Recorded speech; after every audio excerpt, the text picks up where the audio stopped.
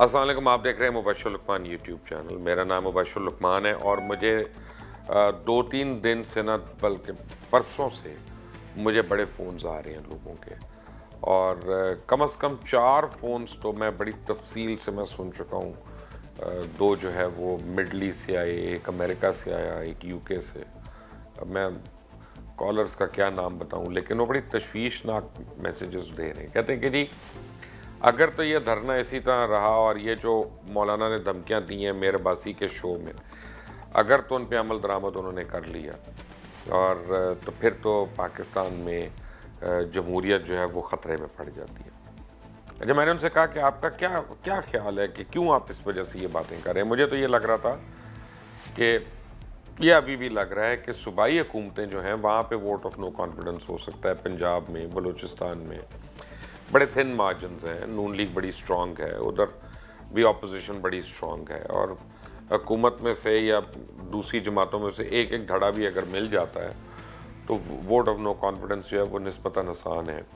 اور ایک طریقہ ہے، آئینی طریقہ ہے اس کو ریزائن کرنے کا یا اس کو چینج کرنے کا۔ اس کو کیوں نہیں اپنا رہی ہیں اپوزیشن کی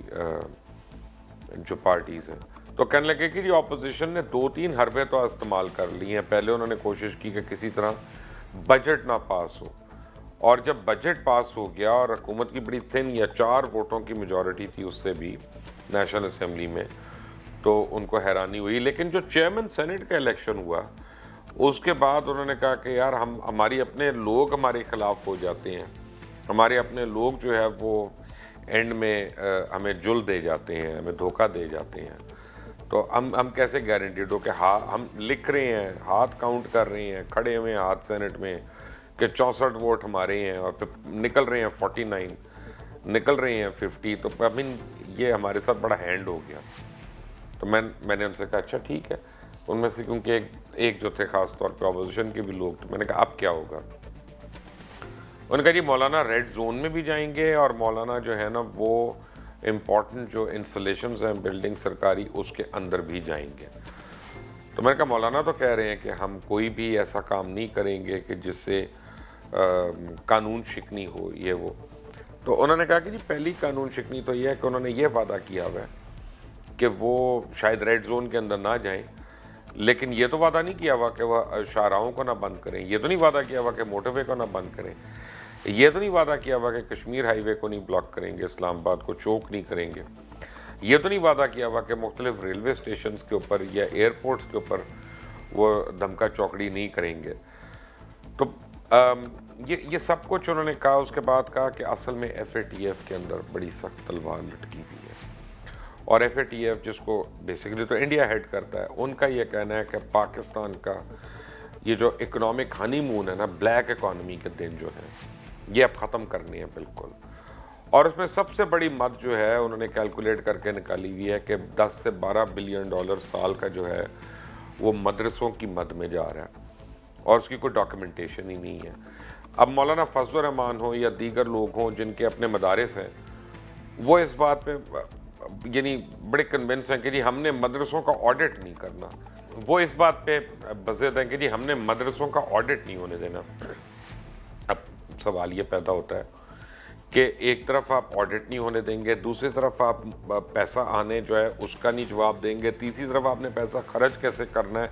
اس کا حساب نہیں ہوگا، تو پھر اور منی لانڈرنگ کیا ہوتی ہے؟ پھر دنیا تو ہمیں اب منی لانڈرنگ کا الزام لگاتی رہے گی،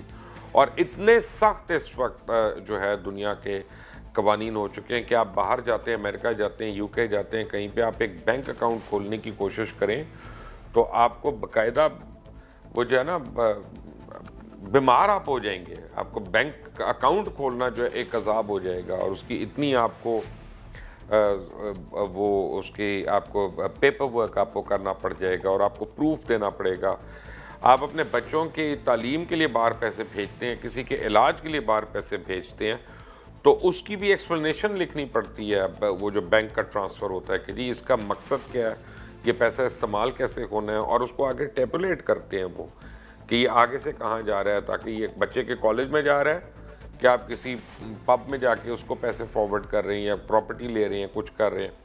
سو دنیا جو ہے نا اب یہ بلیک مارکیٹ اور بلیک مارکیٹ اکانومی کے اوپر بڑی سختی سے آ رہی ہے. اب کچھ لوگوں کا خیال ہے, میں نے پی ٹی آئی کے اپنے دوستوں سے بات کی تو وہ کہتے ہیں کہ جی مولانا چاہتے ہیں کہ ان کے اوپر نیب کے کیسز نہ کھلیں,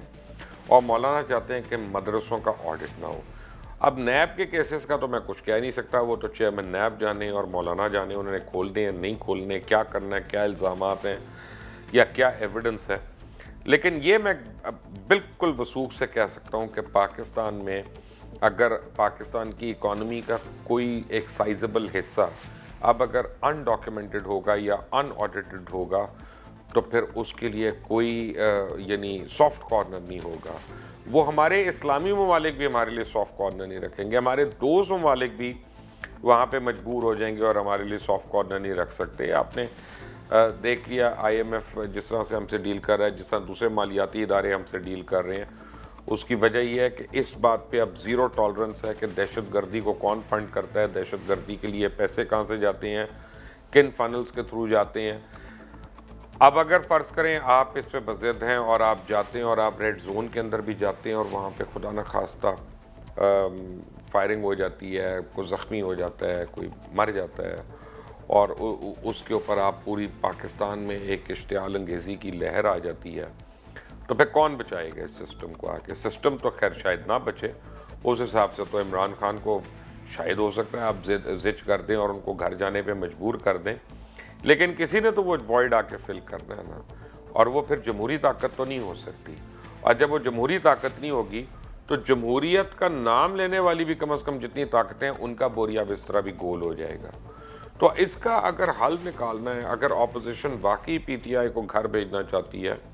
تو ان کو چاہیے کوئی ڈیموکریٹک حل نکالیں, ان ہاؤس چینج کی بات کر لیں, وہ جوڑ توڑ کر لیں, ان کو 100 قسم کے جوڑ توڑ آتے ہیں, میس ریزگنیشنز کر لیں, پولیٹیکل بحران پیدا کر لیں جس میں اگلے کو الیکشنز کروانے پڑ جائیں. اور الیکشن خود تو کروا نہیں سکتے عمران خان, ان کو انٹرم گورنمنٹ لانی پڑے گی, انٹرم گورنمنٹ کے اندر الیکشن ہونے, ان کی اپنی حکومت میں نہیں ہونی ہے. لیکن ملک کو اب مزید افراتفری کا اور یہ مزید بحرانوں کا اب متحمل نہیں ہو سکتا. اور ہماری ڈیڈ لائن بڑی قریب آ رہی ہے, فیبری میں ایف اے ٹی ایف کی ڈیڈ لائن. اس باری ہم گرے لسٹ میں کنٹینیو نہیں کر سکتے, ہمیں خدا نخواستہ وہ بلیک لسٹ کر سکتے ہیں, اور اگر وہ ہو گئے تو کوئی لون نہیں ملنا, کوئی ایڈ نہیں آنی, آپ کی دوائیاں رک جانی ہیں, آپ کا فیول, ہر چیز جو آپ سوچ سکتے ہیں امپورٹ ہونے کا, وہ آپ کا ملک ایک خدا نخواستہ مفلوج ہو سکتا ہے. اپنے ملک کو ہمیں خود بچانا ہے اور اپنے ملک کو ہمیں صحیح سمت اور صحیح ڈگر پہ رکھنا ہے. بٹ ایک بات طے ہے کہ منی لانڈرنگ کی اب کوئی گنجائش نہیں ہے, یہ کوئی سمجھائے. آج مجھے کسی نے بتایا کہ مولانا کے کنٹینر سے کسی صاحب نے مولانا طارق جمیل صاحب کے خلاف بڑے نازیبا کلمات استعمال کیے, تو مجھے بڑا دکھ ہوا. مجھے دکھ اس لیے ہوا کہ میں مولانا طارق جمیل کو میں ذاتی طور پہ جانتا ہوں, انتہائی شفیق اور انتہائی محبت کرنے والے وہ انسان ہیں, اور میں نے آج تک ان کے منہ سے اللہ اور اللہ کے رسول کے درود و سلام کے علاوہ یا دعاؤں کے علاوہ میں نے ان سے کوئی زیادہ باتیں نہیں سنی, کوئی دنیاوی بات نہیں میں نے ان سے سنی سوائے حال پوچھنے کے یا طبیعت کا بتانے کے, ان چیزوں کے علاوہ. اور اگر ان جیسا نفیس اور اسلام پھیلانے والا اور صرف اسلام کی خدمت کرنے والا جو ہے, اس کو اگر آپ یعنی اس کے لیے آپ اچھی یا غلیظ زبان نہیں استعمال کر سکتے, اور آپ یعنی ان کے نام پہ کیچڑ اچھالتے ہیں اور پبلکلی اچھالتے ہیں, تو اس سے پتہ چلتا ہے آپ میں برداشت کتنی کم ہے. آپ اپنے ہم مذہب ہم مسلک لوگوں کو اگر آپ رسپیکٹ نہیں کر سکتے تو باقی تو سب لوگوں کو آپ انسیکیور کر رہے ہیں. اس کا مطلب ہے آپ سب کو کہہ رہے ہیں کہ ہمارے ہاتھوں سے کوئی بھی محفوظ نہیں ہے. ایسی صورت میں جمہوریت تو پھر یقیناً غیر محفوظ ہو جائے گی. سوچنا پڑے گا, بڑی امپورٹنٹ بات ہے. اگر آپ نے ابھی تک اس چینل کو سبسکرائب نہیں کیا تو پلیز سبسکرائب کریں, بیل آئیکن کو ضرور پریس کریے گا, اور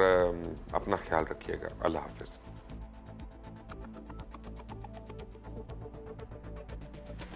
کئی سالوں سے کھرا سچ آپ کے لیے لے کے آ رہا ہے انویسٹیگیٹو پروگرامز. ہم نے سینکڑوں سبجیکٹس کے اوپر ہزاروں شوز جو ہیں وہ آپ کے لیے لے کے آئی, لیکن اب بہت سی باتیں ہیں جو ٹیلی ویژن پہ نہیں کی جا سکتی لیکن سوشل میڈیا پہ ہم ضرور کر رہے ہیں اور کر سکتے ہیں. یوٹیوب چینل مبشر لقمان آفیشیل, اس کو اگر آپ فالو کرتے ہیں اور آپ اس پہ بیل آئیکن کو پریس کرتے ہیں, سبسکرائب کرتے ہیں اگر آپ یوٹیوب پہ جا کے, تو آپ انشور کریں گے اس بات کو کہ ہماری جتنی بھی خبریں ہیں، نیوز ہیں، ویوز ہیں، لیٹسٹ اپڈیٹس ہیں، اور وہ باتیں جو آپ کو کہیں نہیں مل رہی وہ آپ کو یہاں پہ ملیں گی انشاءاللہ۔ Stay tune to Mubashir Luqman official YouTube channel, subscribe کرنا مت بھولیے گا، بیل آئیکن پریس کرنا مت بھولیے گا۔